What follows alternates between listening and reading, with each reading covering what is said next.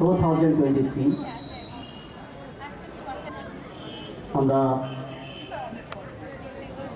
Celebrate Tripura রাজ্যের সমস্ত মাননীয় অতিথি যারা উপস্থিত রয়েছেন সকলের মধ্য দিয়ে আমরা আজকের এই অনুষ্ঠানের শুভ সূচনা করব।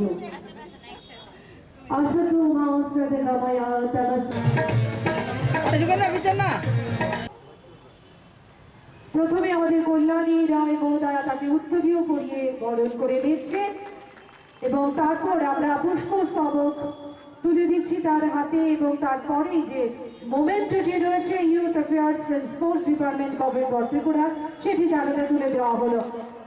সবশেষে আমাদের সমস্ত ওমেন ইন্ডিয়ান টিমের প্লেয়ার ক্রিকেটে অত্যন্ত সুদক্ষতার সাথে সে এই খেলায় অংশগ্রহণ করেছেন এবং করে যাচ্ছে বিভিন্ন খেলায়। তার মাকে এই অ্যাচিভমেন্টটি গ্রহণ করছেন তার পক্ষ থেকে। তার জন্য একটি জোরে করো। নারীদের অধিকার নিয়ে নারীদের এগিয়ে যেতে হবে। আমি বলবো আজকে যে জায়গায় দাঁড়িয়ে রয়েছে ত্রিপুরা, সেখানে নারীরা কোনো অংশে কোনোভাবে পিছিয়ে নেই। যেখানে খেলোয়াড়রা হোক, আজ যদি পরিচিত দুজন খেলোয়াড়ের নাম বলতে হয় তাহলে প্রথম নাম আসবে দীপা কর্মকার, আরশিয়ার নাম আসবে, স্বাগতা লক্ষ্মী রিয়াংয়ের নাম আসবে। সেটা জনজাতীয় এলাকা হোক আর শহরে হোক, আজ যদি আমরা সুনামধন্য খেলোয়াড়দের নাম বলবো তাহলে তাদের নাম আসবে। আর সঙ্গীতকারদের নাম যদি বলি আমরা, তাহলে আমাদের ত্রিপুরা রাজ্যের থেকে সুরভি দেববর্মার নাম গোটা সবার সারা ভারতবর্ষের মানুষ জানে। আর রাজনীতিতে একটা সময় ছিল মানুষ বলতো মহিলাদেরকে টিকিট দেওয়া যাবে না, বিধানসভায় তারা জিতে আসতে পারবে না। আমরা 2018 আগেই যদি দেখি আমাদের বিধানসভায় 3 জন মহিলা ছিলেন, এর আগে 1 জন 2 জন করে থাকতেন। এবারে বিধানসভায় 9 জন মহিলারা জিতে এসেছেন। উত্তর পূর্বাঞ্চল থেকে ত্রিপুরা দেশ স্বাধীনতার 75তম বর্ষ উদযাপন করছে। এই 75 বছর পর ত্রিপুরা থেকে কেন্দ্রে মন্ত্রী হয়েছে, তিনিও মহিলা হয়েছেন ত্রিপুরা থেকে। তো আমরা গোটা ভারতবর্ষের চিত্রটা যদি দেখি, নরেন্দ্র মোদী যে গভর্নমেন্ট হয়েছে, প্রতিরক্ষা মন্ত্রী অর্থাৎ ডিফেন্স মিনিস্টার, দেশকে রক্ষা করবেন এই ধরনের মন্ত্রী মহিলা হয়েছেন, সীতারামন হয়েছে। মানুষ বলতো বিত্তমন্ত্রী, অর্থমন্ত্রী হবে, দেশ চালাবে, গোটা ভারতবর্ষের অর্থনৈতিক অবস্থা দেখবেন, নির্মলা সীতারামন আজকে অর্থমন্ত্রী হয়েছে। শুধু এরকম নয়, এরকম মহিলারা রয়েছে আজ যুদ্ধ বিমান উড়িয়ে। এই নির্মলা সীতারামনের মেয়ে, যিনি পাকিস্তানের সঙ্গে এই কিছুদিন আগেও যে আমাদের পাকিস্তানে যেতে হয়েছিল একটা ছোটখাটো যুদ্ধের ইয়েতে, সেখানে সেই যুদ্ধ বিমান উড়িয়ে নিয়ে গিয়েছিলেন।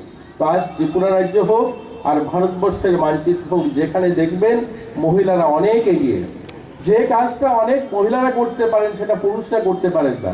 ওই দিন আমি একটা নারী দিবস উদযাপন অনুষ্ঠান হয়েছিল মুক্তদাতে, সেদিন বলেছিলাম আপনারা সুভাষিনী মিস্ত্রির নাম শুনেছেন, যিনি বাংলায়, যার স্বামী মৃত্যু হয়েছিল চিকিৎসার কারণে, কলকাতার থেকে প্রায় 40 কিলোমিটার প্রান্তিক গ্রামে থাকতেন, সেখানে চিকিৎসার ব্যবস্থা ছিল না।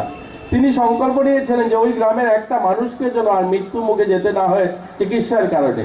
তিনি রাস্তায় সবজি বিক্রি করে, রাস্তা ট্রেনের রেল লাইন থেকে কয়লা কুড়িয়ে একটা হসপিটাল স্থাপন করেছেন, এবং সেই হসপিটাল ছোট হসপিটাল নয়, সেখানে আজ শত শত মানুষ, হাজারো মানুষের চিকিৎসা পরিষেবা দিচ্ছেন। তো এই ধরনের মানুষ রয়েছে মহিলারা, যারা এই ভারতবর্ষের মাটিতে অনেক পরিবর্তন করে দিয়েছেন। হ্যাঁ, আমাদের আরো লড়াই লড়তে হবে, আরো এগিয়ে যেতে হবে আমাদের মহিলাদেরকে। আরো আমরা চাই মহিলারা সশক্তিকরণ হোক, তারা আত্মনির্ভর হোক, নিজের পায়ে তারা দাঁড়ায়। আমরা আমাদের এই রাজ্য সরকার, আমরা যখন দেখেছি 2018 সালে পরিবর্তন হয়েছে, আমরা স্বাবলম্বন গ্রুপের মাধ্যমে, সেলফ হেল্প গ্রুপের মাধ্যমে, যেখানে 4000 সংখ্যায় ছিল সেলফ হেল্প গ্রুপ, আজকের দিনে দাঁড়িয়ে সেখানে প্রায় 40,000 গ্রুপ হয়েছে। 4 লাখ মহিলারা সেখানে কাজ করছে। অনেক সেলফ হেল্প গ্রুপ রয়েছে যেখানে অর্থনৈতিকভাবে তারা নিজেদেরকে নিজেদের মতো করে দাঁড় করিয়ে নিয়েছে। সরকার তাদের পাশে রয়েছে। আমরা চাই আমাদের সরকার মহিলারা যে কাজগুলো করে তাদের পাশে দাঁড়িয়ে তাদেরকে এগিয়ে নিয়ে যেতে সাহায্য করা। আমরা এখানে আজ যারা এসেছি, আমরা সবাই এখানে স্পোর্টস অ্যাক্টিভিটিতে সামিল হব, তাই আমি খুব আলোচনা করে আপনাদের সময় নষ্ট করবো না। রোদ্রের মধ্যে অনেকক্ষণ ধরে আপনারা বসে আছেন, সবাই ভালো থাকবেন। আমি একটা কথাই বলবো যে মহিলারা আজকে কোনো অংশে পিছিয়ে নেই। আমরা এগিয়ে রয়েছি, আগামীতে আরও এগিয়ে যাব এবং সেখানে যেখানে পুরুষদের প্রয়োজন পড়বে, সরকারের প্রয়োজন পড়বে পাশে দাঁড়ানোর, সেখানে আমরা পাশে দাঁড়াবো। আমরা চেষ্টা করব যে প্রত্যেককে নিয়ে এই রাজ্যের জন্য উন্নয়ন হয়, এই রাজ্যের নাম যেন আরও এগিয়ে নিয়ে যাওয়া। আমাদের মাননীয় মুখ্যমন্ত্রী বলেন যে উত্তর পূর্বাঞ্চলের মধ্যে ছোট রাজ্য হতে পারে আমাদের ত্রিপুরার, কিন্তু আমরা ত্রিপুরা দেখতে চাই যে আমরা বলবো যে আমরা স্বনির্ভর রাজ্য, আমরা আত্মনির্ভর রাজ্য। আমাদের রাজ্য যেন আর্থিকভাবেও স্বনির্ভর হতে পারে, সম্মানের দিকেও যেন এগিয়ে নিয়ে যেতে পারি আমরা আমাদের রাজ্যকে। সেইভাবে আমরা সবাই মিলে কাজ করব, কাজ মিলে কাজ করে আমাদের রাজ্যকে এগিয়ে নিয়ে যাব।